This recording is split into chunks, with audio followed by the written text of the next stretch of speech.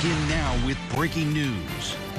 Our breaking news tonight at 5. Former President Donald Trump says that he has been indicted on charges of mishandling classified documents. Thanks so much for joining us, everybody. I'm Vicki Liviakis. I'm Grant Lodes. Trump says his lawyers have been told that he's being indicted, and it's an investigation, this one, into his handling of those classified documents that were found at his Florida estate, Mar-a-Lago. Trump posted on Truth Social a few minutes ago that he's been summoned to appear in federal court in Miami on Tuesday. The Justice Department has not yet commented on this, nor have they confirmed the indictment. But this, of course, comes as the former president is trying to reclaim the White House. Joining us now to talk about the indictment is Nolan Higdon. He's a lecturer at Cal State East Bay. Thank you so much for joining us. Where do we begin? This is historic, is it not? Yes, very much so. This has been something that's really a part of Trump's political career. He seems to always raise these constitutional questions that we end up asking ourselves. And I think this is just the latest iteration of that. I also think it's very fascinating to see Trump in this position. I mean, this was a wealthy individual with a career who now dove into politics, and he has all of these now legal complications as a result of it. One has to wonder if the juice was worth the squeeze.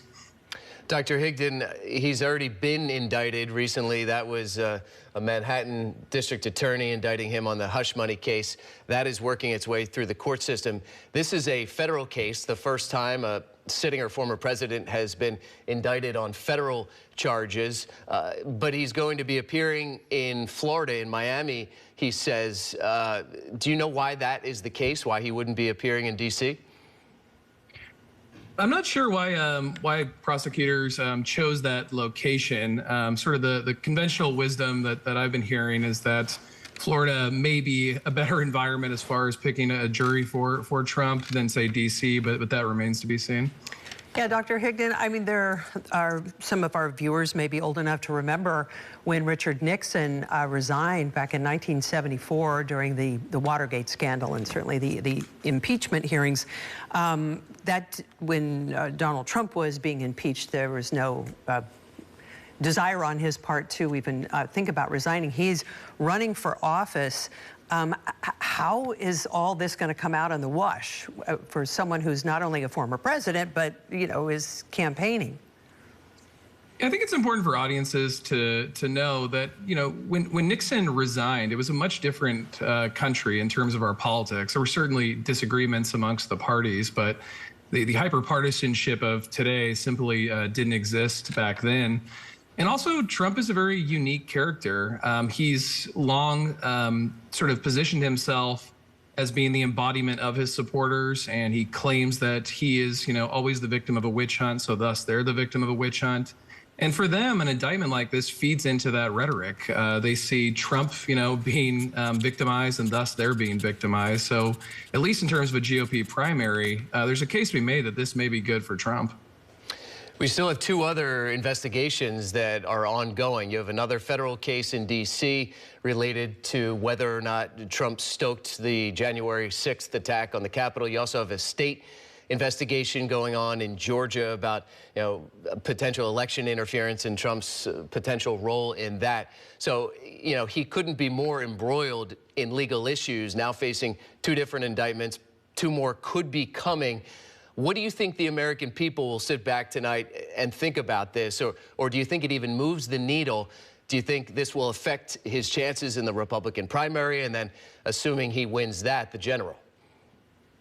At this point, it's certainly speculative, but I would wager that Trump is able to tap into this to legitimize his claims that he's somehow victim of a witch hunt. I imagine there's a lot of Republican Party analysts and public relations people right now who are scrambling around various candidates to figure out how to message properly on this.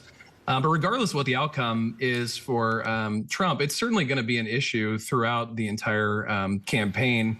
And it could even be in the general election with some of the reporting about Biden having classified materials. I could see the Trump indictment coming back and Republicans trying to make it stick to Biden. So I think this is going to be something that we're going to be talking about certainly through the next year. Yeah, in a country that is so polarized, and certainly Trump, who's even tweeted that I am your retribution, people will be receiving this information very differently depending on, you know, what camp you're in. What will change people's minds? You know, it's again, it's really tough to say what could change people's minds. I mean, you know, we were talking about the Nixon era just a moment ago. One would think, you know, an indictment would be a career killer, especially in politics, but that hasn't been the case for Donald Trump. So I think the jury's still out as far as what'll change minds. You know, the other of his opponents, the other candidates on the GOP side, you know, they've been kind of tiptoeing around with the exception of Chris Christie and a little bit from Pence yesterday. Do you foresee, you know, everybody kind of scrambling and then, you know, becoming a little bit more aggressive now that they see that Trump may be down? If there was ever a time to do it, this would certainly be the time. You know, he's getting indicted. He's going to have to deal with these legal issues. They're going to take time and resources from him and his campaign. So I think a savvy politician would certainly exploit this opportunity, and I imagine some of these folks will. Yeah, the Associated Press now saying Trump's been indicted on 7 counts in connection with this classified documents probe, and there has been talk that it is in Miami because there's apparently some video potentially of people taking out classified documents from a room in Mar-a-Lago the day before the search took place there. So that could be a factor here. Dr. Nolan Higdon, appreciate your time tonight, a lecturer at Cal State East Bay. Have a good night. Thank you. Thanks so much for joining us.